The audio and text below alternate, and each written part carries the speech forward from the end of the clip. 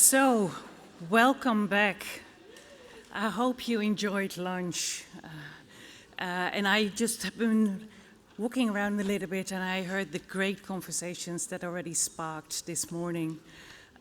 So, very much looking forward now for the next part. And it's therefore my great pleasure to introduce to you the next speaker, Patricia dos Reis Ramos. She's anthropologist, and she works for the Alvor Lifeguard Interpretive Center in Portimao.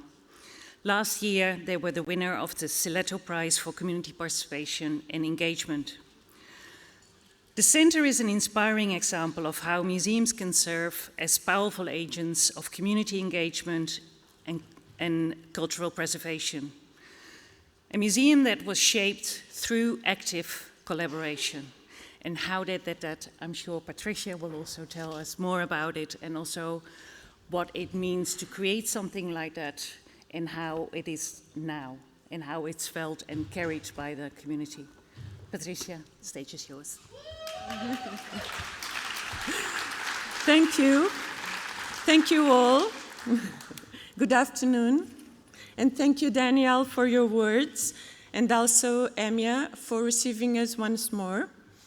So, after the immense joy of receiving the Sileto Prize 2025, it's with deep gratitude we reflect on the extraordinary year that has passed and on the continuation of the work that we build every day together with the community.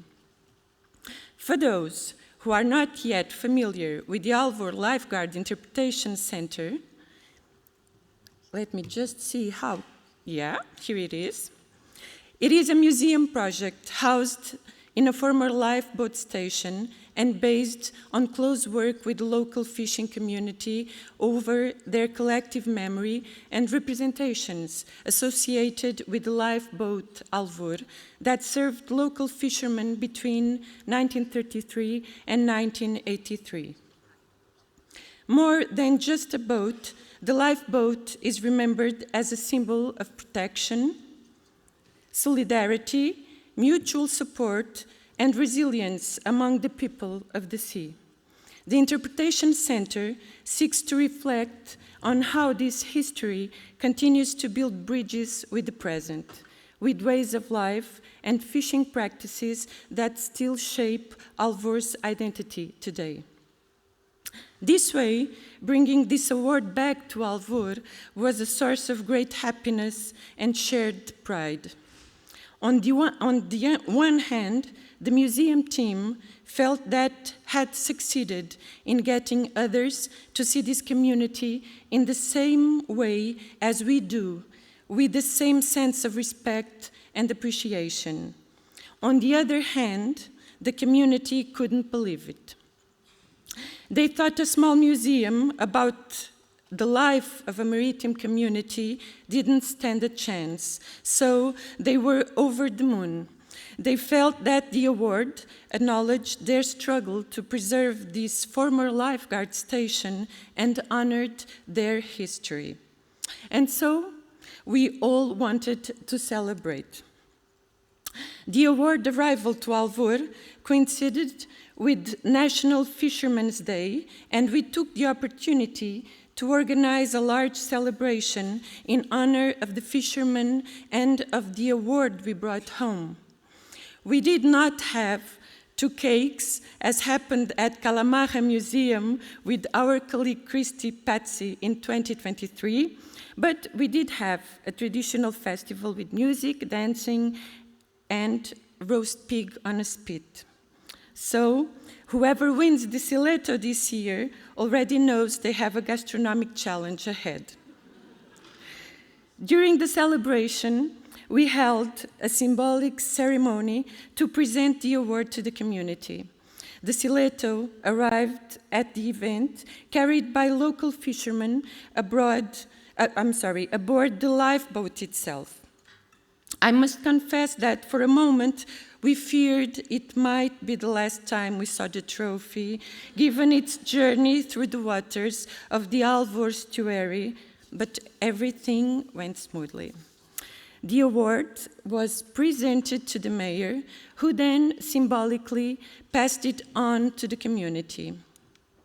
Some of the photographs taken with the prize on the next days remain displayed in significant places, such as the Association of Professional Fishermen of Alvor. Here is a photo with the group of fishermen with the prize. But National Fishermen's Day is more than a celebration. It is also an opportunity to promote initiatives arising from partnerships and collaborations aimed at valuing fishermen and their work, sharing knowledge and encouraging debate around the challenges faced by maritime communities. For this reason, every year we organize a fish market where fishermen themselves sell directly to the public, and a round-table discussion that brings together representatives from universities, public bodies, fishing associations that are developing innovative projects to enhance artisanal fishing, and members of the local community. And so, once the celebrations were over, we returned to work. The title of this presentation, "Today for you, tomorrow for me," is a simple expression that guided the fishermen who formed the lifeboat crew when they went out to assist their comrades at sea. It is deeply rooted in the values of mutual support and collective commitment, values that also guided our work throughout 2025. This was a very positive year. In addition to the increase in visitors of different nationalities to the Interpretation Center, it was a year of strengthening relationships and joint projects. One of these projects concerns the long-line fishing method, a traditional fishing practice that the Interpretation Center is currently seeking to register in the National Inventory of Intangible Cultural Heritage. It is a very demanding fishing craft with a lot of knowledge and know-hows. The boxes, like the one you see on top of the image, can carry more than 1,000 hooks. Baiting the hooks and untangling them when they come in from the sea requires many hours of work. However, the profound social changes of recent decades have significantly altered the organization of labor. For example, these tasks were traditionally carried out by women who are not working in fisheries anymore, making it increasingly difficult to find help to sustain this practice. And for this reason and a few others, the practice is gradually disappearing as more and more fishermen now focus on octopus fishing. Preserving this practice,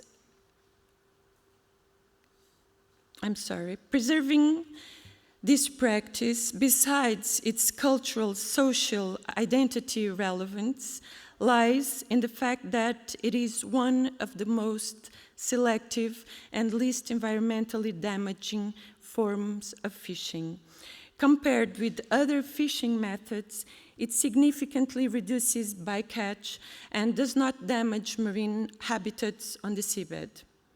With this in mind, an informal and interdisciplinary work group was established, bringing together fishermen, marine biologists, and heritage professionals who have been identifying the main challenges faced by this group and defining joint strategies for the enhancement of this fishing practice.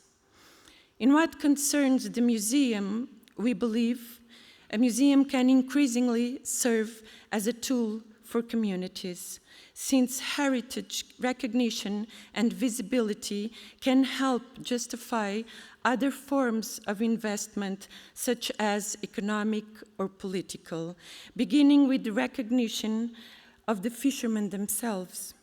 The Sileto Award was also a way of reinforcing its visibility. One of the interesting aspects of this work has been to observe how fishermen are becoming increasingly aware of the value of the work they do. Vasco is one of such examples. As part of a younger generation, this fisherman frequently uses social media to share his daily life and communicate the value he finds in his profession, while also involving his children in this process of transmission and continuity. At the same time, we continue to raise public awareness of the importance of this fishing practice through guided tours, educational activities, and sessions held at the Interpretation Center. The second project we began in 2025 is called Hands That Need Stories.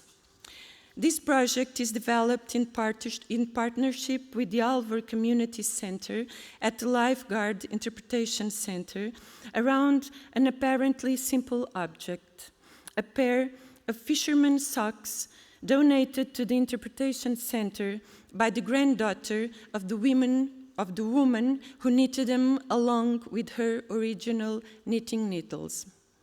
Together with the donation and the story of the grandmother, we were told the man practically only had to go to sea. Everything else was the women's responsibility. Behind this statement lie multiple layers of meaning. It speaks about the roles of women of the sea and their remarkable resilience, often absent from official fishing narratives. So, we approached this group of women from the Alvor Community Center and asked whether they would be interested in working on the knowledge associated with making fishermen's socks. This became a pretext to bring these women together. Every Tuesday, one of the participants teaches the group how to knit fishermen's socks. Learning itself is important, but what matters most is everything that happens around it. The conversations, memories, jokes, singing, and sharing stories of the women of the sea. The sessions are open to the public and also provide an opportunity to develop another essential dimension of the Interpretation Center's work, creating spaces for encounter and knowledge exchange. While the museum is open, visitors can observe the sessions, speak with the participants, ask questions, and learn more about their experiences. Often these interactions do not end there. Visitors later send photographs, messages, or in this case we have here a poem sent by a Canadian visitor that visited the center, then sent us the picture below and the poem. We are also currently seeking to give these socks a new purpose, to reach the museum's visitor through our little shop where we aim to promote the project behind them. The third area of our work concerns awareness raising and the transmission of knowledge to younger generations.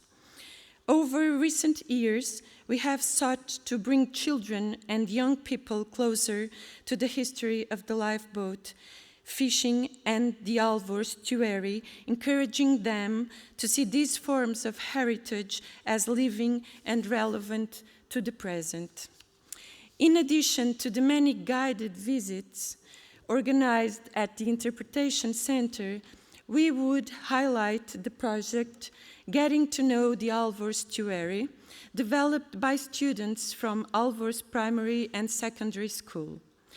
The project culminated in a public session that brought together different perspectives and promoted dialogue among school, environment, heritage, research professionals, and local fishermen's associations. Another example was the project Stories on Board, developed during the summer holidays of 2025. Several groups of children aged between 6 and 12 visited the Interpretation Center, listened to stories about the lifeboat, and used them as inspiration to create a stop-motion film. The aim was not merely to transmit knowledge, but to allow the children themselves to reinterpret and tell this story through their own creativity. The result was presented at a public event that brought together children, families, and members of the community, becoming a moment of celebration and sharing. The Sileto Prize brought us great joy and important awareness, but what truly gives it meaning is the continued work carried out every day with people. Because ultimately, what we seek is to build bridges between past and present, between heritage and community, between different generations, and between different forms of knowledge. We have a small video for you to see. Thank you very much.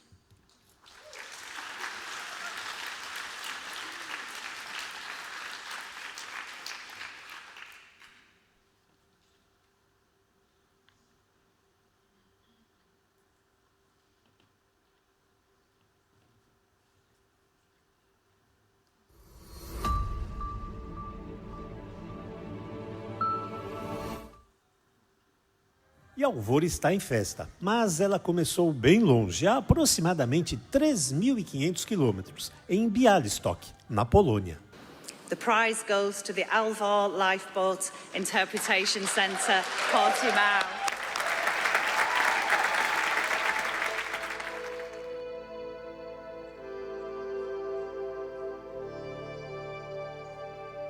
O prêmio que está aqui é da comunidade pescatória de Alvor, é de todos os alvoreiros, de todo o município. Muito obrigado a todos e agora vamos nos despedir.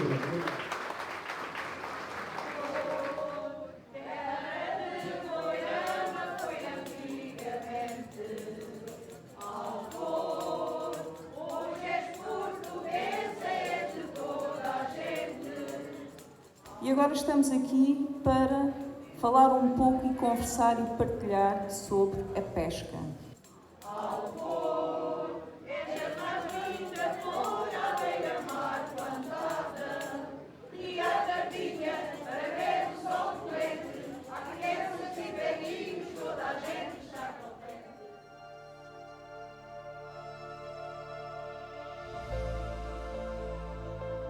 É bordo. É bom que não meteu o cabo, não é nada. Uma coisa. 10.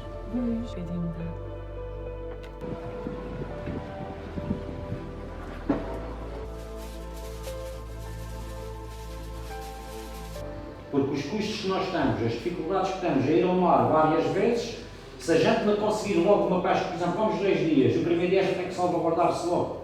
Fazer uma boa pesca, o segundo logo se vê.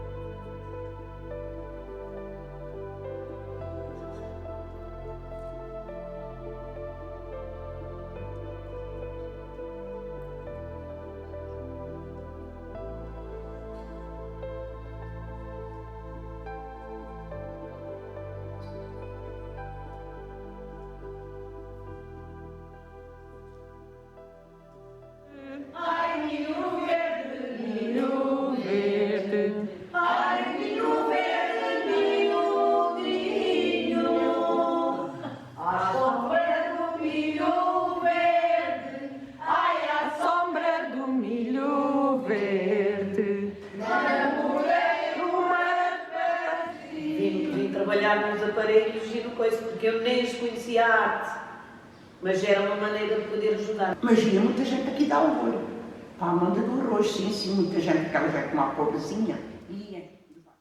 Só para ser segura. Claro que sim, está a filmar com o que vai ter.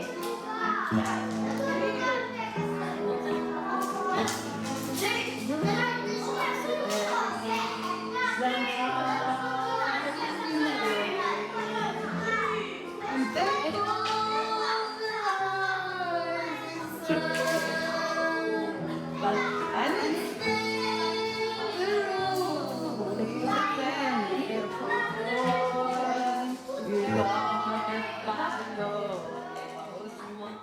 patrão conta as ondas, o momento certo para avançar. 2, 3, podem vir!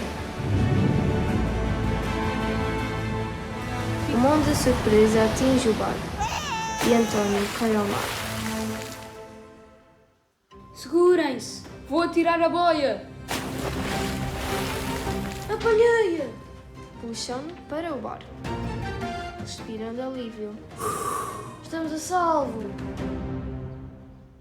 Hoje és tu, mas amanhã posso ser eu.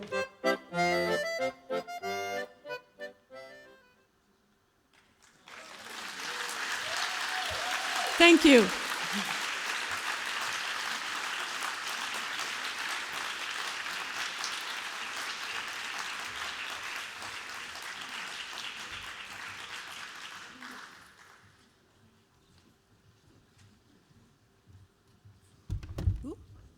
Almost fell there. Wow. What an amazing story, and to see how an award can travel. And then also what an award can have the effect. Beautiful. Thank you so much, Patricia.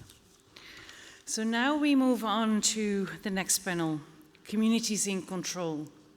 We already saw a little bit of what it means to have that. So asking what it means to work with, or maybe not even with, but as a community. This panel brings together institutions shaped by grassroots initiatives and those that invite participation. It explores co-creation, care, memory, activism, and disruption, examining how community voices can unsettle institutional norms while enabling museums to empower participation, foster inclusion, and drive social change. For this, I would like to open the floor to my panelists. First, Sonja Bezjak from the Museum of Madness Institute in Trata, Slovenia. Mechthild Fischer from the Alpenstadt Museum Sonthofen, Germany. Risto Leiste from Tartu City Museum in Estonia. And Aurelia Antonini from the Museum of the Rural Civilization of Mendrisotto in Stabio, Switzerland.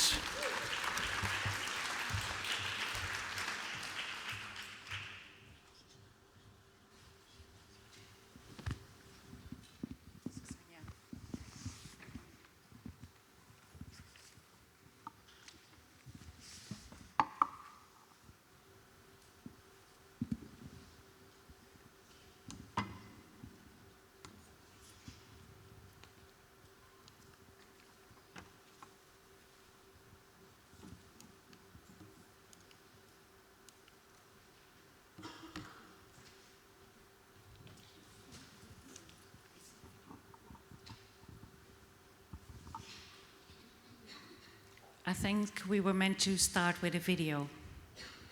Yes, thank you.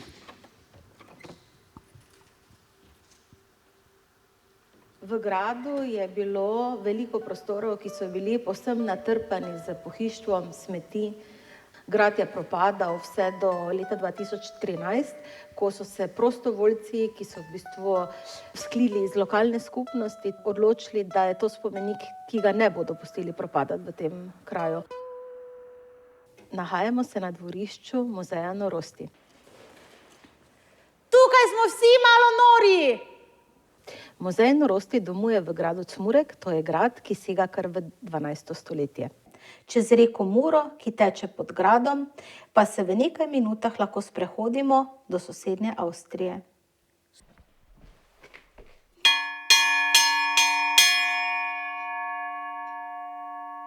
Od leta 1949 pa vse do leta 2004 v gradu deloval najprej dom za onemogle, kasneje pa Zavod za duševno in živčno bolne Hrastovec Trate. Muzej norosti skozi osrednjo razstavo Neskončne trate norosti, ki govori o življenju v tem zavodu, ljudi ozavešča o trenutnem stanju v Sloveniji, govori o kršenju človekovih pravic, ki se še vedno dogaja. Muzej se pa tudi vzpostavlja kot odprti prostor pogovora, kjer ljudje spontano spregovorijo o duševnih stiskah, o izkušnjah bližnjih in še marsičem. Tukaj je živelo do 400 ljudi, ločenih od družin, skupnosti in brez možnosti izbire o tem, kje in s kom bodo živeli. V tej spalnici je bilo 10 postelj. To je bila spalnica z boljšim standardom. V začetku je bilo v spalnicah tudi od 30 do 50 postelj. Življenje v zavodu poteka po strogo določenem urniku. Zbujanje, prehranjevanje, spanje, počitek, prosti čas. Tukaj več ni prostora za neke lastne potrebe, za lastne želje, za svoj ritem. Ljudje so v zavodu ostajali praktično do konca življenja, brez možnosti izhoda, odhoda domov ali v drugo okolje. Torej, ko si enkrat prišel sem, je bil to tvoj dom za vedno.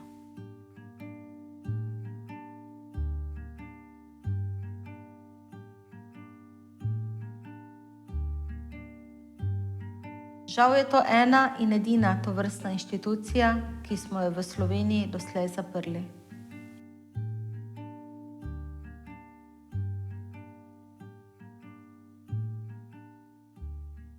Danes je Muzej norosti prostor pogovora, srečevanja, skupnosti, odprtega dialoga. K nam prihajajo najrazličnejše skupine, od mladih, dijakov, študentov, upokojencev, strokovnih služb, popotnikov.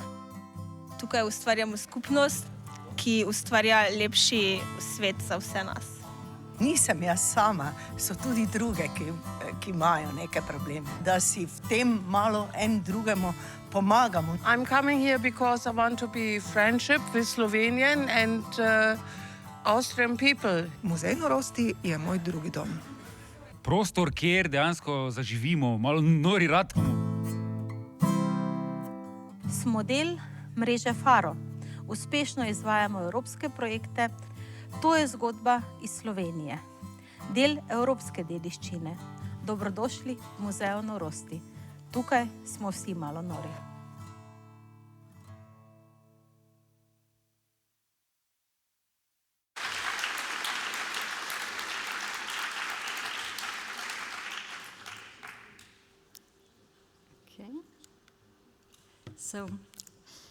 Hello everyone, it is my honor to stand here in front of you on behalf of our rather small team.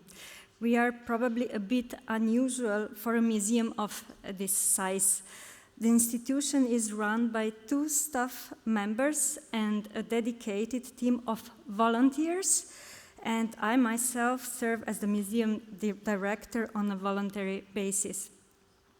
Zmurek Castle is one of the biggest and oldest preserved castles in Slovenia. In the recent years, we have managed to reorganize more than 3,000 square meters of exhibition rooms and facilities.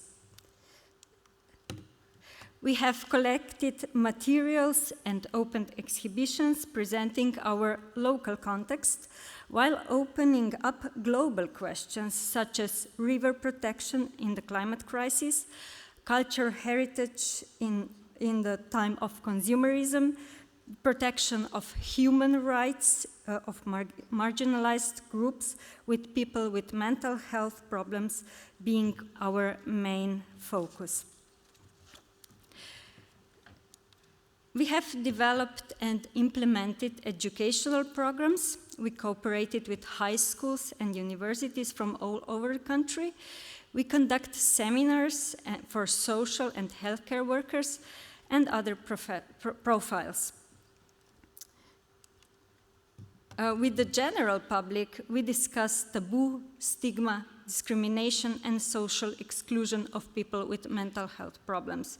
We also talk about solidarity, welcoming people with disabilities into local communities, protecting human rights, and what this means for a better quality of life for everyone and for society as a whole. Beside this, we have opened a space for weekly gym sessions, Slovenian-Austrian conversation club, regular punk concerts, and much more. What visitors appreciate most, they appreciate that we have preserved a part of Europe's difficult heritage that might otherwise be forgotten, and that we have opened up a public discussion about the human rights violations experienced by marginalized people behind institutional walls. Just to mention, there are still 4,500 people in Slovenia living in this kind of facilities. And to conclude with a key message, a grassroots initiative from a border region transformed a neglected state-owned cultural monument into a vibrant community space that preserves difficult memories while placing marginalized topics at the heart of the public dialogue. Thank you.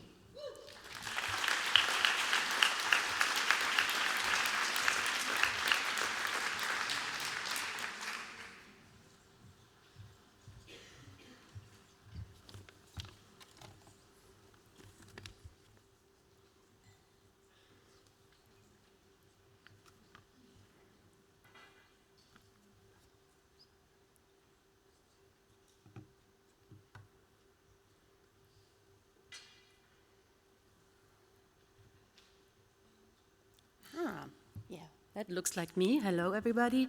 I'm Mechthild Fischer, and I'm also very honored to be here, so thank you, EMYA, and thank you, Bilbao, as well.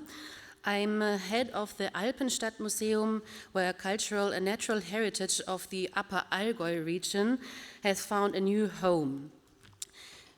It's situated in Sonthofen. That's the southernmost city, or rather a small town in the very, very south, obviously, then of Germany, with about 20,000 inhabitants and situated on the foothill of the Allgäu Alps. We are a rather small museum who welcome about 17 to 20,000 visitors per year. About half of them are tourists. And let's have just a very quick look into the permanent exhibition, which the biggest part consists of 5 theme areas. On the left-hand side, on the top, you can, for example, see where we talk about alpine dairy and cow farming, which is a very important topic there. On the right top, you can see inventive genius, because a lot of rather odd or useful inventions have been made in the remote area of the Alps. But my favorite part is almost this one, where we let children do their own inventions, and they're really great inventions on this invention wall.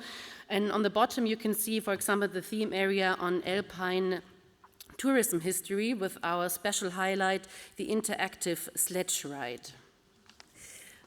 Very popular, obviously, with all ages. And we try, obviously, to provide accessibility for as many different groups as possible, but we do have a certain special focus on children. So there's a children parcours throughout the whole museum, and we do also a lot of school programs.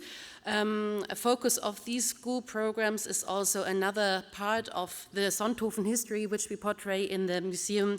This building is a huge Nazi building complex that is on top of Sonthofen, so you can't miss it. It's very, very present still today, and it was a very special building designed for training future Nazi elite leaders.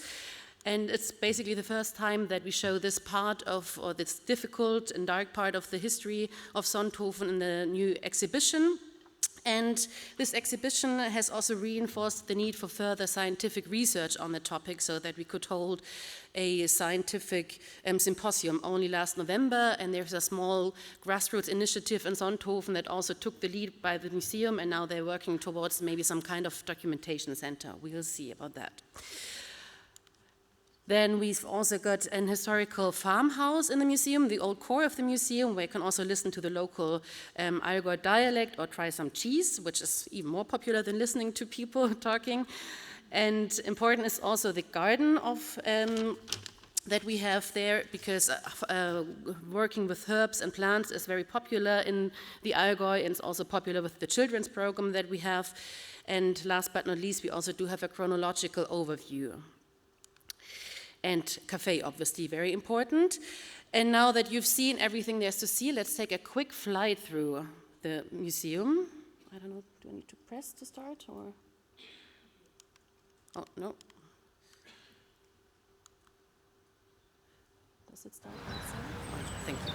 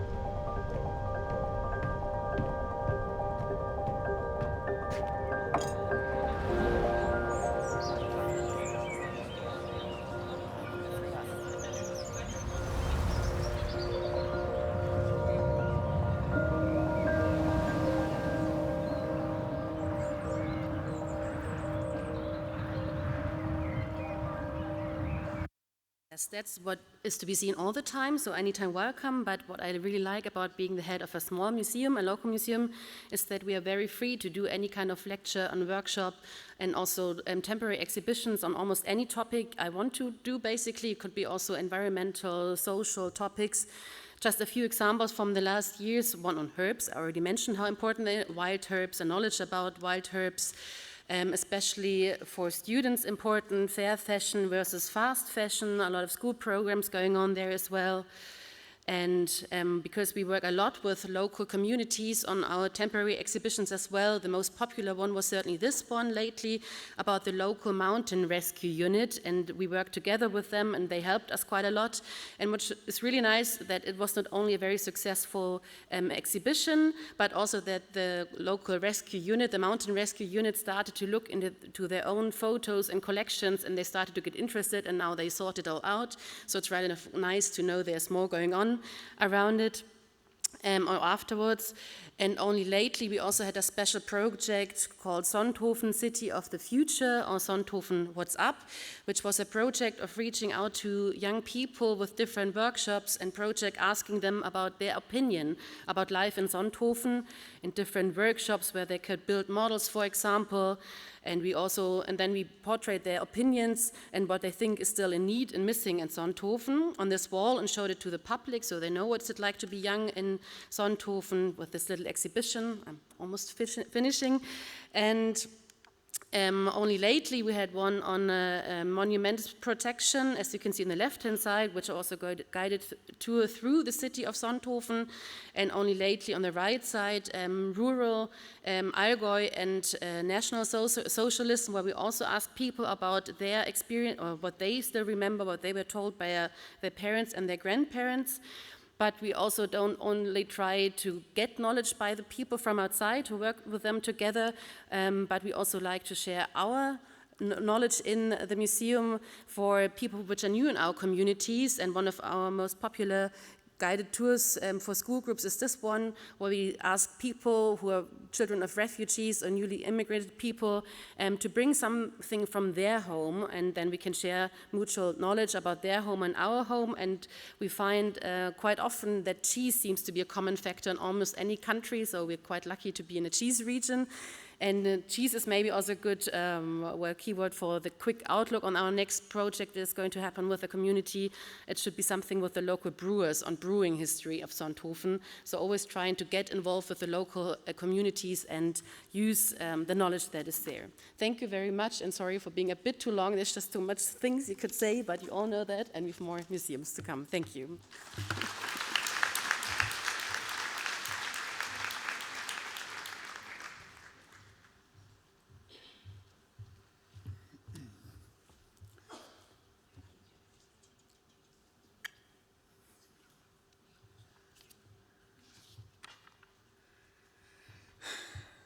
Okay, let's go. This is a story about an exhibition at the Tartu City Museum and how it came to be. Our journey began with the need to create a replacement exhibition for 2024, when Tartu was the European capital of culture. We had less than 18 months, so the only way to get the exhibition ready was to do it together with the city communities. So we got started. We started to prepare for the exposition. We asked the communities, will you help us? If you want to dedicate a chapter to your district, what object, photo, building, event, etc. would you display there? What is your district's most original idea? And why is your district the best district in Tartu? What is your district's dream? How many cities fit into one city? And they came. The neighborhoods and the citizens of Tartu came and helped. They told us their stories. They opened the doors to their homes. They brought their exhibits, their families, and the history of their part of the city. They talked about what they were proud of and what they don't like about their neighborhoods. Some neighborhoods were more active. For others, the museum had to do more thinking and a little bit of research. But we found the uniqueness of every neighborhood. And then things got busy, because the European Capital of Culture year had already arrived. We made a lot of videos with people all over the city. We took the greenhouse, we took the elevator, old town hall clock, a lot of new stuff. So we built this in 2.5 months. And finally, we opened the expo with friends and bands and city of Tartu on 4th of July 2024. So, some happy customers. Yeah, we got it ready.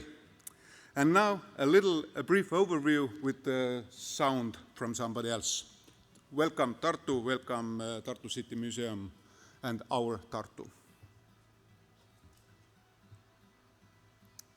Our Tartu is an exhibition at the Tartu City Museum that tells the story of our city through the local people and communities.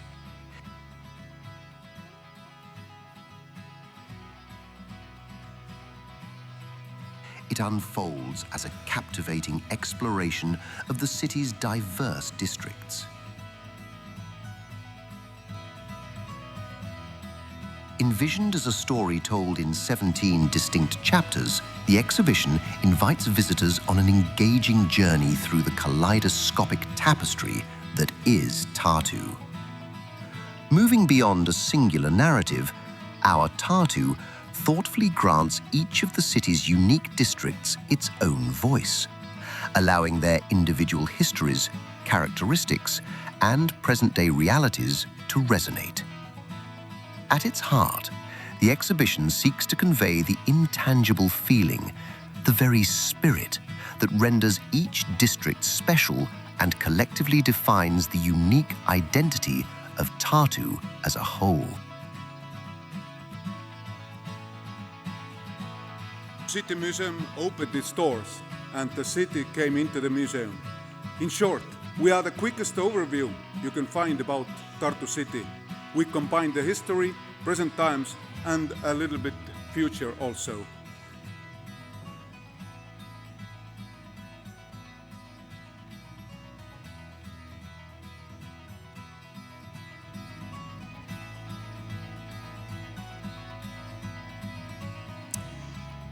So in 2025, our Tartu won the Estonian Annual Museum Award as a community's friend. This is extremely important for us.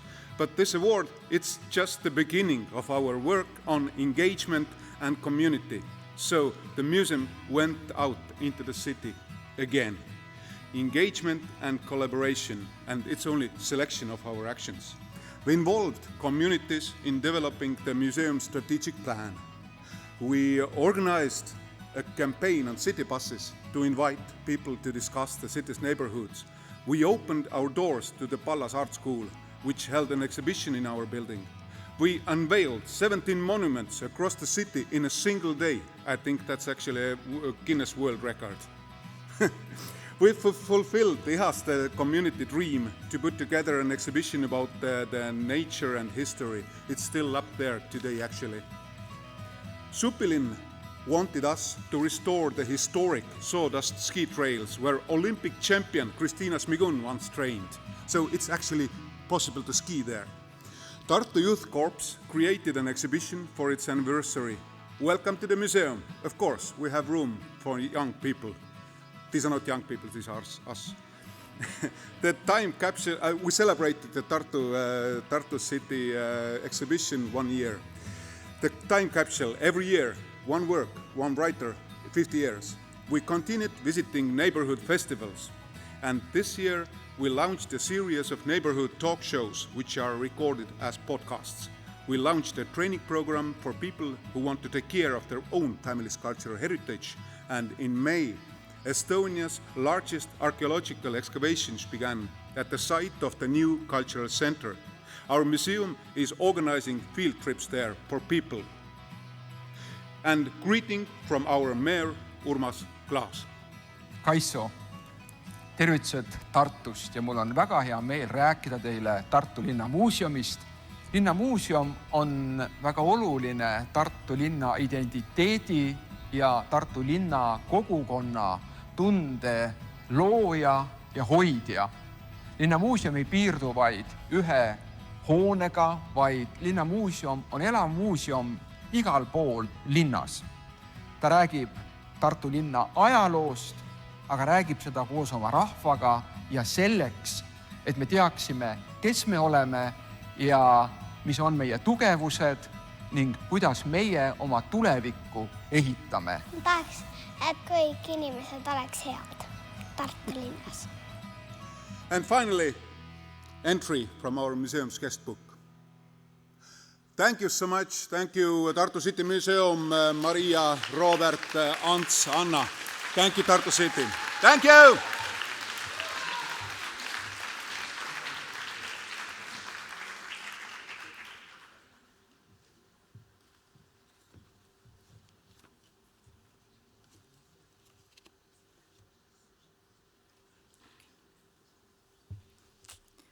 Good afternoon. Good afternoon, everyone, and thank you for inviting us here. Thank you also on behalf of my director, Monica Rusconi. She's in the room with us. And also on behalf of my colleague, Martina Vairo, who could not be with us here today because she recently welcomed a beautiful baby boy. But it is a pleasure to present the Museum of Rural Civilization of Mendrisiotto, located in Stabio, in the Italian-speaking region of southern Switzerland.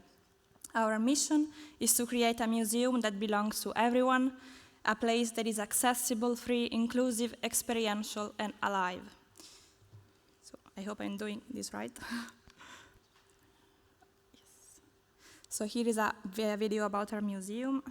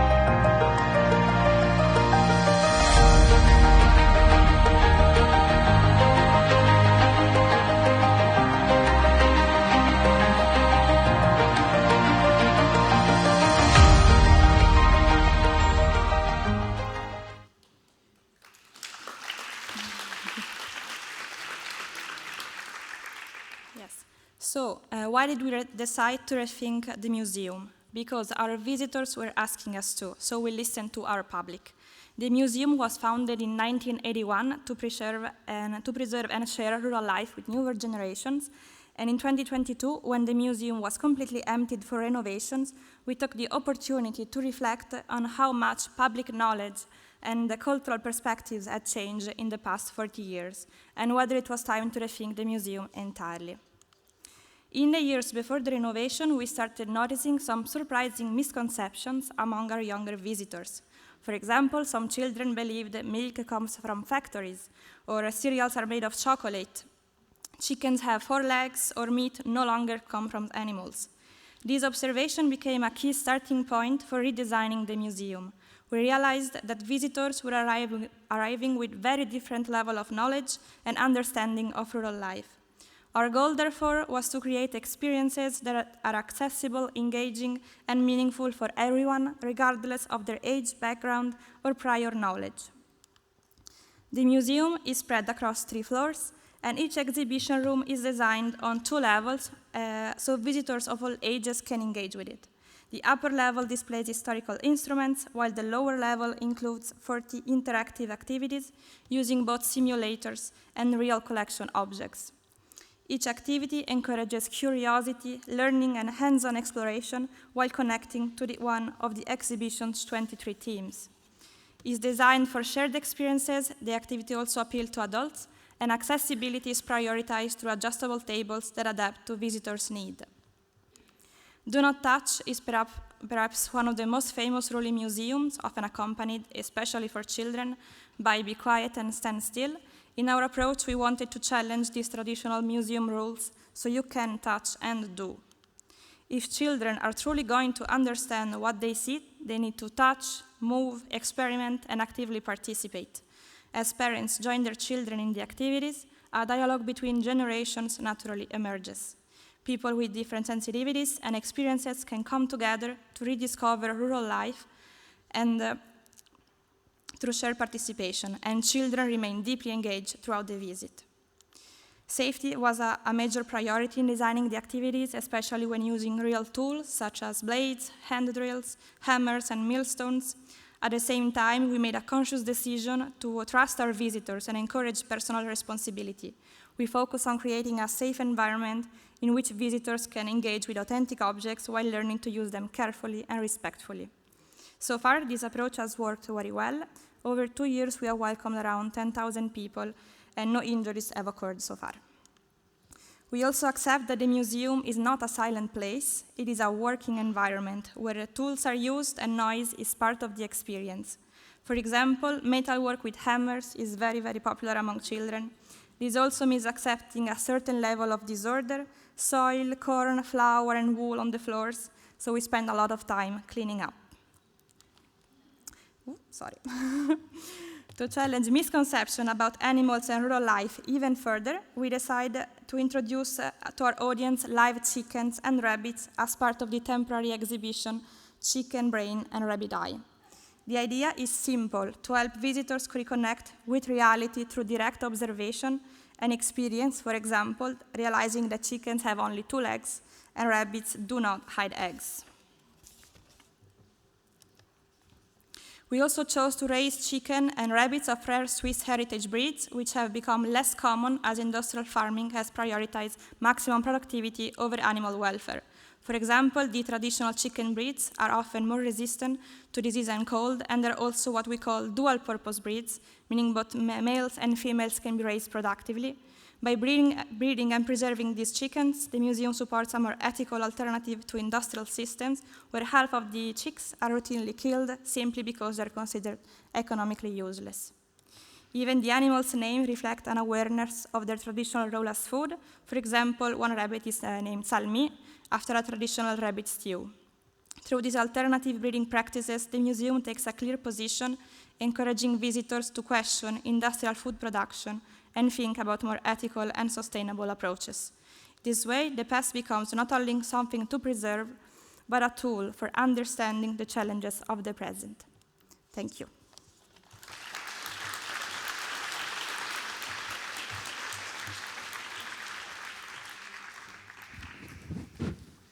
Thank you, Aurelia and Sonja, Mechtelt and Risto, for your great presentations. So the red thread, and that's also the title, of course, of our session, is Communities in Control. So maybe the first question to all of you, are your communities in control, or are you in control? Okay, if I can. I don't know if I can say they're like in control, but they're like somebody we have like, we receive feedback from, we have conversations all of the time, they come, they see, they ask questions, so they're truly like a sound chamber, like to share ideas and yeah, continue on experimental with life in the museum. Yeah, very difficult question, actually. I don't know what I know, it was a bit of a tricky one, sorry. Yeah, it is. So, well, what is a control, actually, and who should control us? Well, our museum evolved from community, actually. So we are a heritage community. We decided to protect our castle, which was endangered. So we, in 2013, started from the scratch. There was nothing. Yeah, there was a huge castle with this long, almost 900 years old history. But it was very much negatively, so to say, there was a negative connotation about it because it was a so-called madhouse. And there was these bad ideas about demolishing the place, let's get rid of it, and so on. And we took a control, actually, like the local people. We decided that let's keep this difficult heritage, let's don't erase it. Just bring it in the table, let's discuss about it. This was quite challenging because we knew that this is, yeah, from the literature like Michel Foucault, Erwin Goffman and so on, we know that the places like this kind of institutions are keen to violence and so on, and now we would like to talk about this. And our relatives were working in this facility, so how to actually start this conversation? Do we have this under control? What will happen if we will be critical? How will our relatives see this? Maybe they will start to hate us and so on. But yeah, we did it slowly, patiently, with respect to all stakeholders being involved. We invited really various people who were involved in the past, also people who have experience of being now in the institution and so on.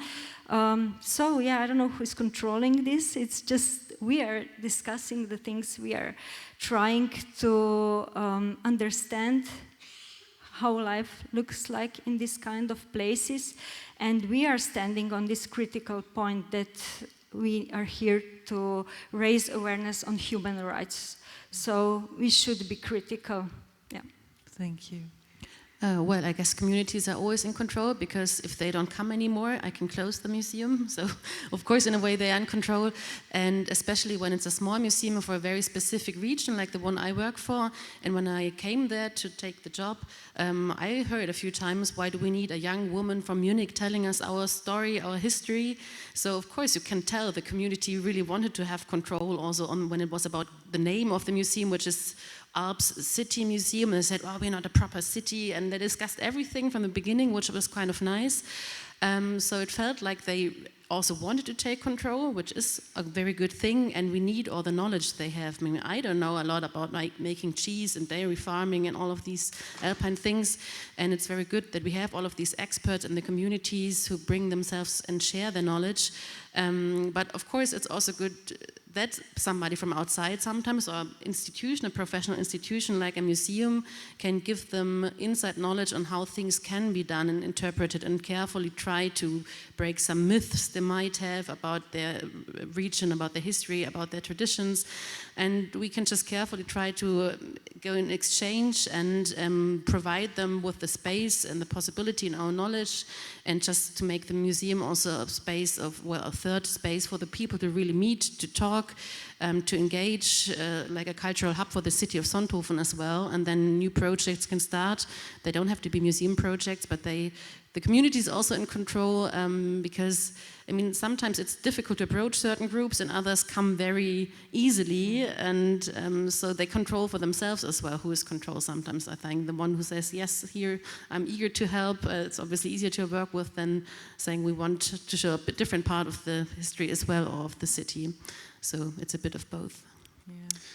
Well, for me, it's quite a simple question. Yes, of course. The communities are in control. I mean, when you talk about our Tartu exposition, because we invited them. And we proposed them that if we get something wrong, please come and talk to us, and we can change the exposition. It's not a stone exposition. We can change the text and so on.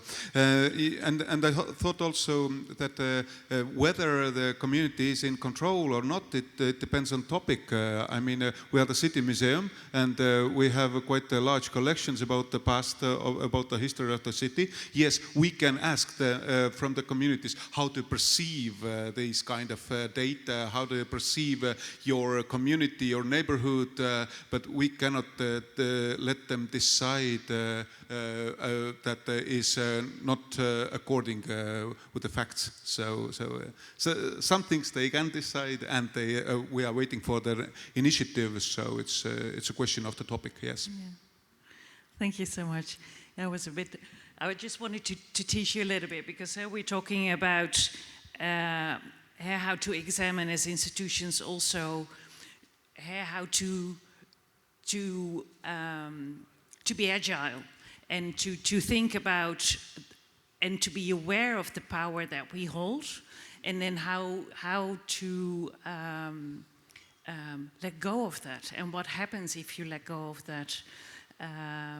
So I think what I would be interested in as a following question is, so when are you taking the control? Where do you feel this is no longer something that we can let others decide? There are several occasions when I think that a museum should take a control. It's in the case that somebody is not disturbed by the facts. That's one question. If some city neighborhoods or some city communities are weaker, then we can help them, we can push them a little bit.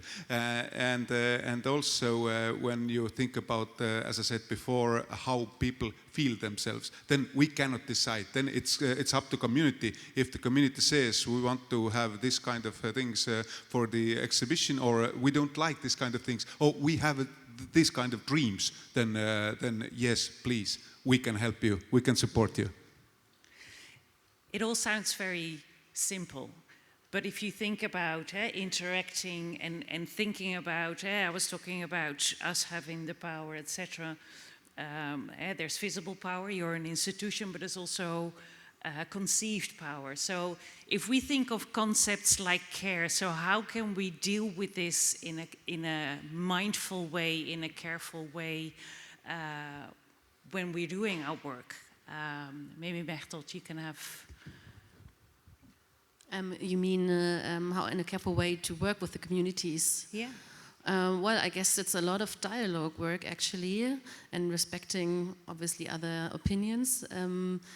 We have sometimes a problem that we have a few people in the community which are overly eager to bring themselves in, and it's sometimes hard to tell them to let also other opinions be there as well, or to accept that not all the myths are true. But like I said, the most important thing is always, well, respect, showing respect for them, not saying you some, well, rural, countryside-ish, alpine people, you don't know anything, I'm from the big city and will tell you what to do and how it's done, and discussing all the concepts.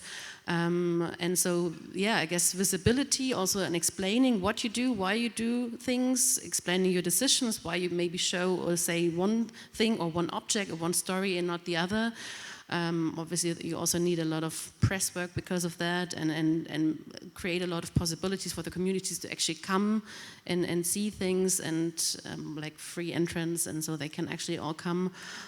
But yeah, so I think it's all to dialogue and respect mainly. Sonja, if we talk about the concept of care, you already touched a little bit upon how difficult it was to bring the different voices with this difficult history.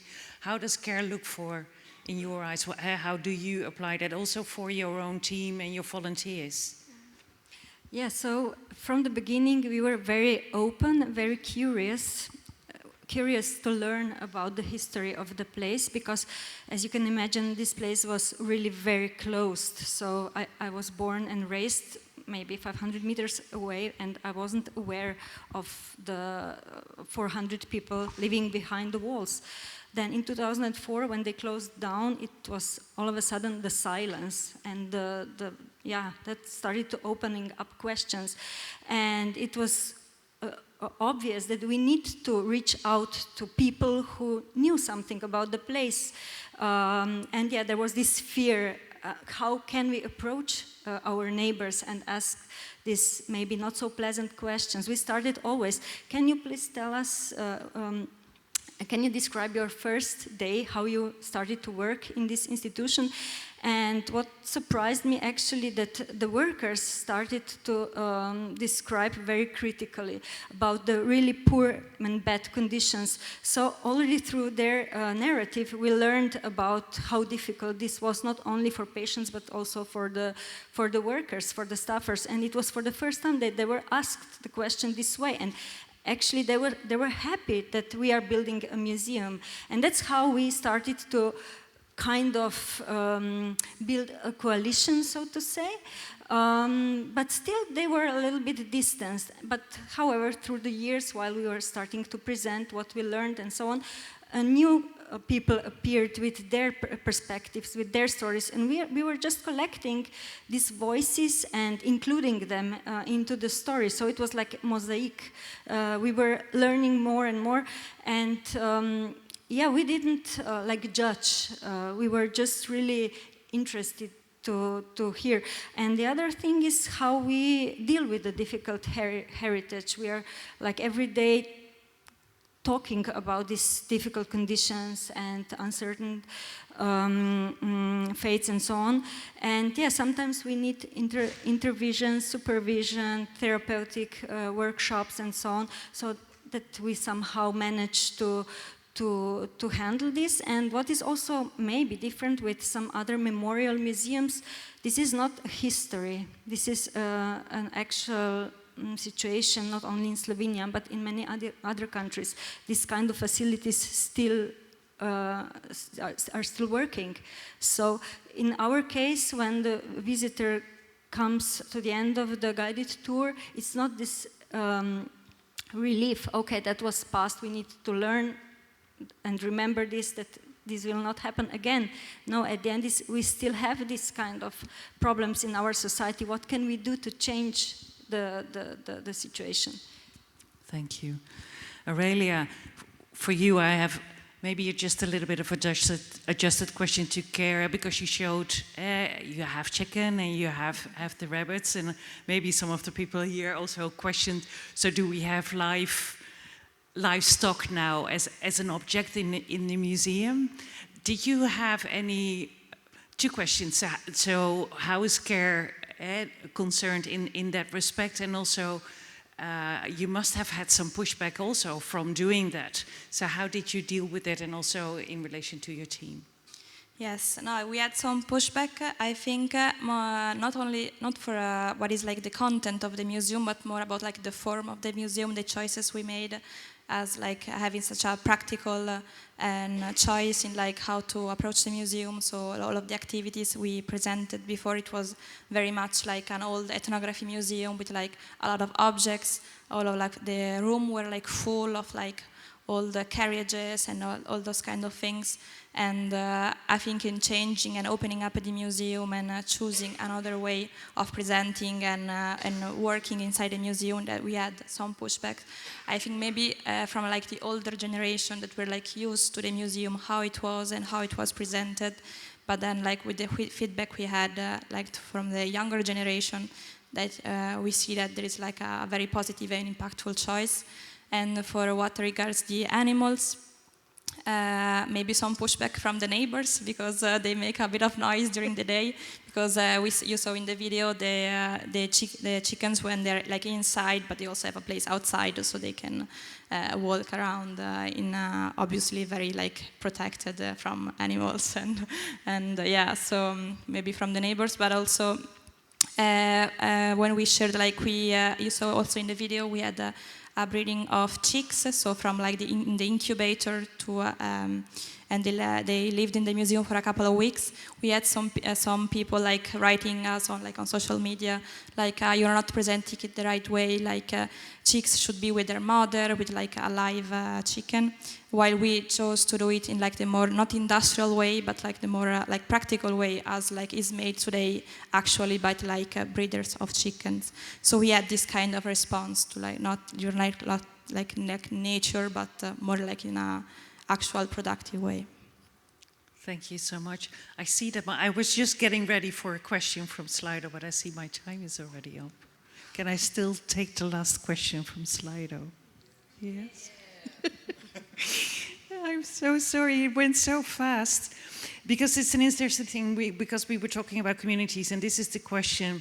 Have you continued the community participation and how far does it go? Are your communities also informed, for instance, in governance and strategic decision making? So yes, as I showed, we got together the communities, at least those people who are interested in us, and we asked them about some topics, how they want to see the museum in the future. So in sort of yeah, we let them to guide us a little bit. A little bit. Yeah, but now also you've been taking the control back. Yeah, no, not total control, because when we started to have this community exhibition, then yes, there were some voices who said that it's childish, it's nonsense, it's you're idiots.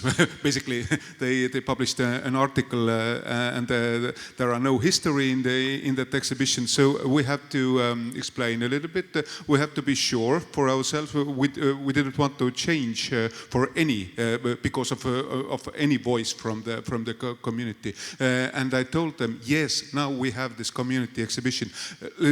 Just don't be afraid. The archaeology will come back. No problem with that, but we have to look at both the different side of the society. Okay. Anybody else who wants to quickly respond, or Sonia? So we are a museum that was founded by community people, so it's a different position. But anyway, we were 9 founders, and now there are more than 40 volunteers involved. So still there are founders and there are volunteers. So last year we started actually with a kind of assemblies and to discuss how to divide the work, how to make this decision-making procedures more transparent and so on. So we are now in this phase of transition. Super. Yeah. Just later on, please, and ask from us. It's not only the Slido. Yeah. So Bertolt and Aurelia, and then I think go for the break. Our public also can really contribute meaningfully to our museum, because our museum is also free, so you don't have to pay to get inside the museum. But they can decide to help us, with buying I don't know, hay for the rabbits, or woods for our activities. So they're truly contributing, and also our collection that is made of 20,000 objects in a huge space. That is also gifted by the community throughout the 40 years of the museum being open. So it's all a very big community effort. Thank you. Yeah, we also couldn't really live without the volunteers, but coming back to communities in control, I think especially maybe a small museum, we have a very big responsibility because this is what the community there sees and considers it to be culture. This is where they think, this is where my tax money has gone, this is how they spend it, this is culture, this is museum for them, so I have a huge responsibility to make it worthwhile for this community. So just by looking at it, they kind of take control by not liking or not liking it. So of course it's a lot of communication there all the time and trying to make things as good as possible because the local community is the one who decides and says, we don't want it next year anymore, so if we're lucky. Yeah. Thank you so much, all of you. A big applause for them, and thank you for your extra time.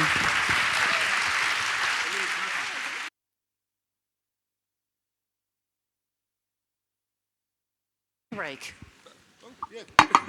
Thank you.